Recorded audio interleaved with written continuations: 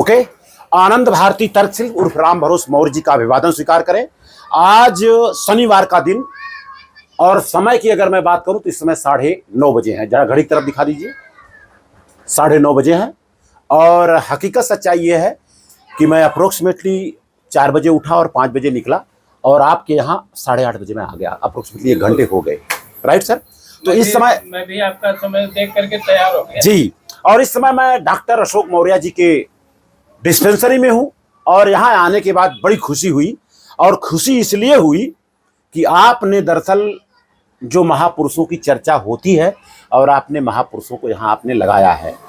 और सबसे पहले की बात अगर मैं बताऊं, आज 27 तारीख है और कल 26 तारीख गया है। तो 26 तारीख शुक्रवार के दिन साहू जी महाराज जो है, हकीकत सच्चाई ये रहा, 26 जो है जुलाई को 1902 को उन्होंने आरक्षण दिया, 50% दिया सर। तो इसी वजह से साहू जी महाराज जी को आरक्षण का जनक माना जाता है। जी जी जी जी जी। तो उनको भी हम नमन करते हैं क्योंकि उन्होंने समझा, जाना, सोचा, 1902 में ये काम किया। और आपको बता दूं, जब उनको पता चला कि यार हमारे ये शासन काल में जो 2% 5% है और वो लोग मिला जुला करके 80% यहाँ काम कर रहे हैं, तब उन्होंने कहा नहीं, गणना होगा, गणना के बाद तब देखा जाएगा। और उस समय सर छुआछूत अपने चरम सीमा पे था। पानी नहीं लोग पीने देते थे कुएं से जो है। यस सर, एकदम सही कह रहे हैं। 1902 की बात है सर। जी जी, 100% सही कह रहे हैं डॉक्टर साहब। और आपको हम बता दें डॉक्टर साहब कि इसके अलावा उन्होंने एक महार जाति का आदमी जो उनके यहाँ काम करता था, जिसको वो लोग अछूत बोलते थे, उनसे चाय की दुकान खुलवाया। कांबले करके सरनेम था, जहां तक मुझे जानकारी है।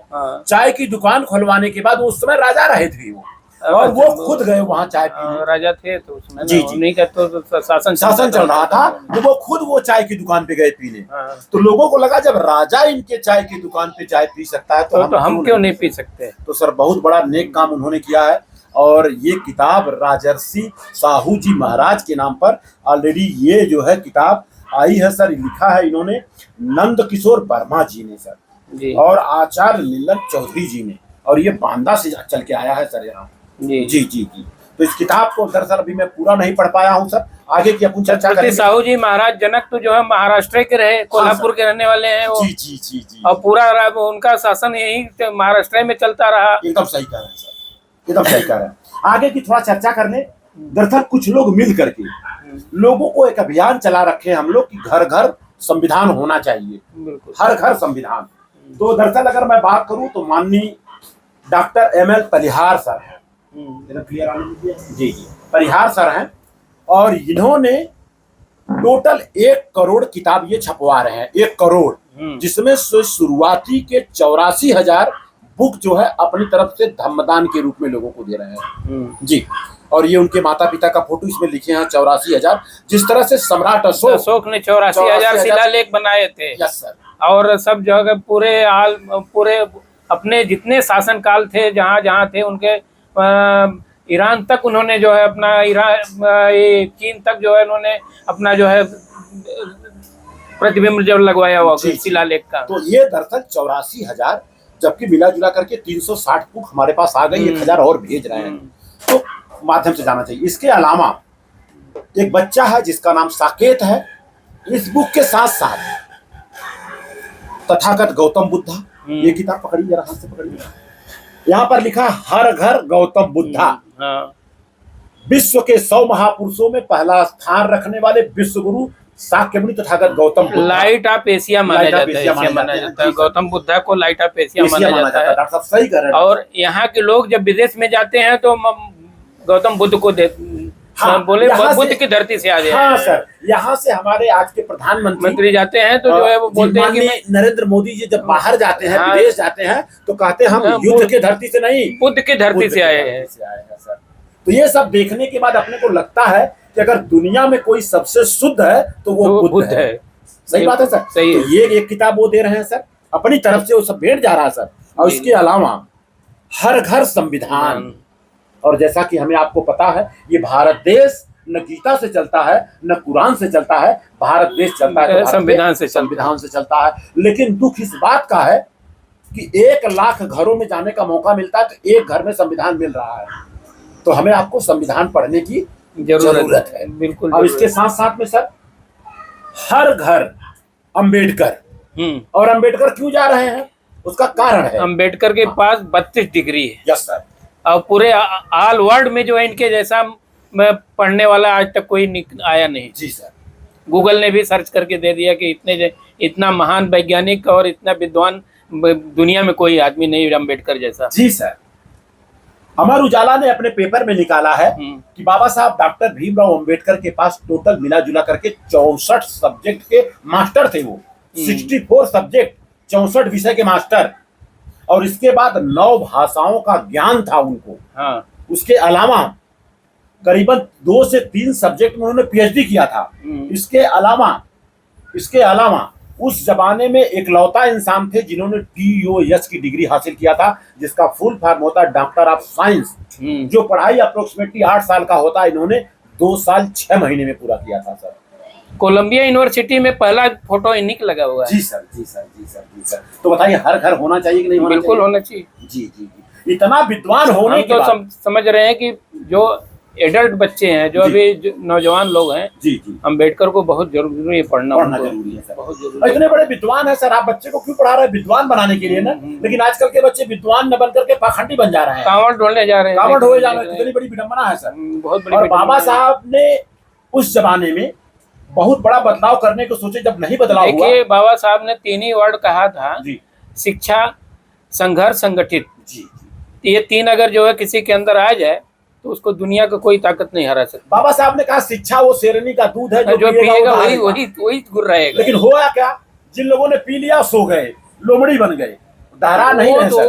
बाबा साहब ने कहा था अगर हमारे समाज में 4 इंजीनियर, 4 डॉक्टर, 4 वकील हो जाएंगे तो एकदम जबरदस्त काम होगा। बिल्कुल। लेकिन हो नहीं पा रहा सर।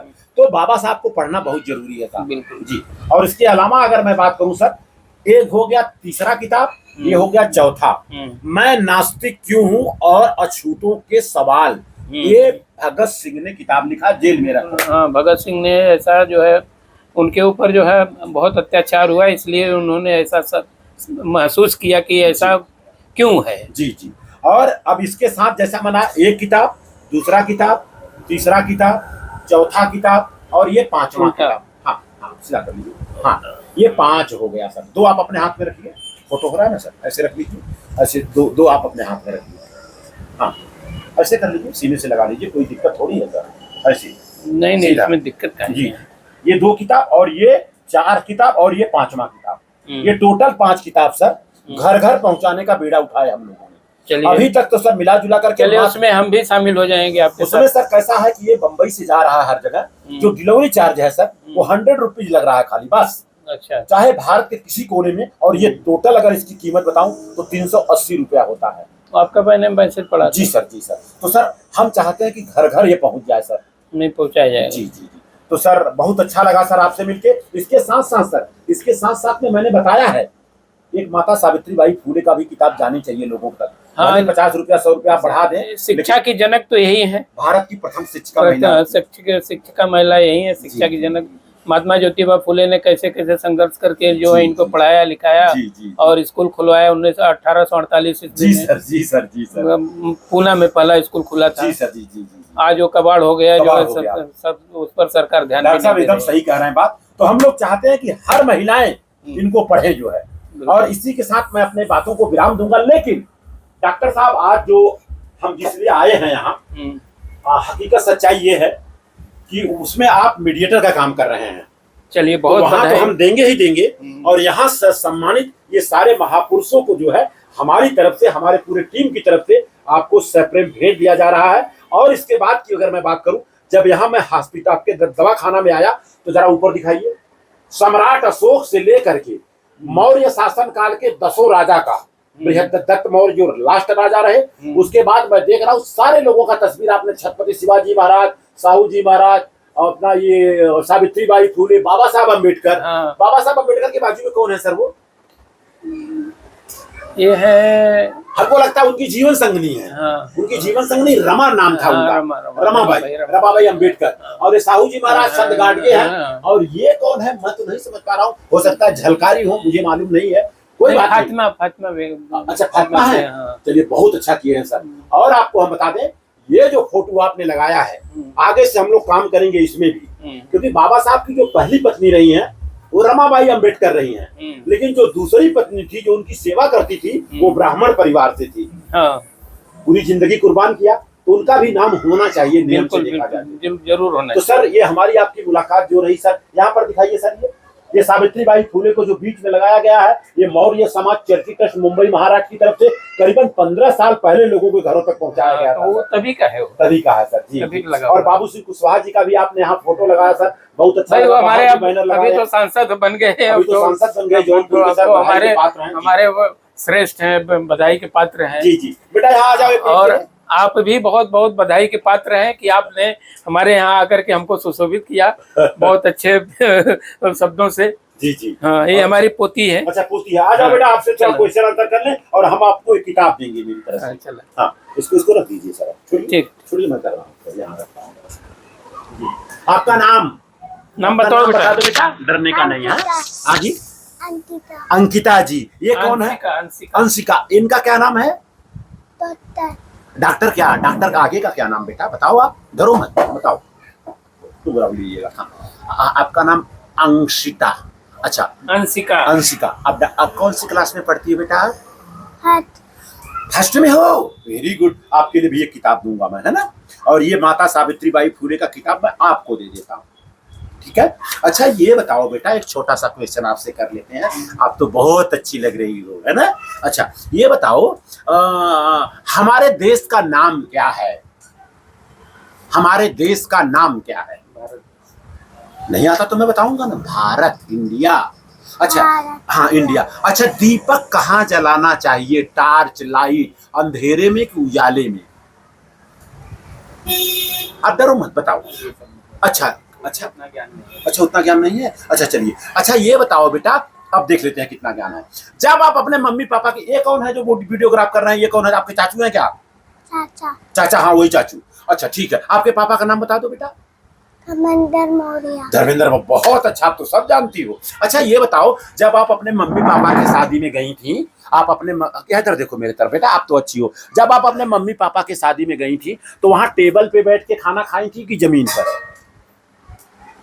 टेबल पे। ताली बजाइए, वेरी गुड, मैं भी गया था। अच्छा वहां पर आपको आइसक्रीम मिला पहले कि पहले मिठाई मिला था मम्मी पापा की शादी में?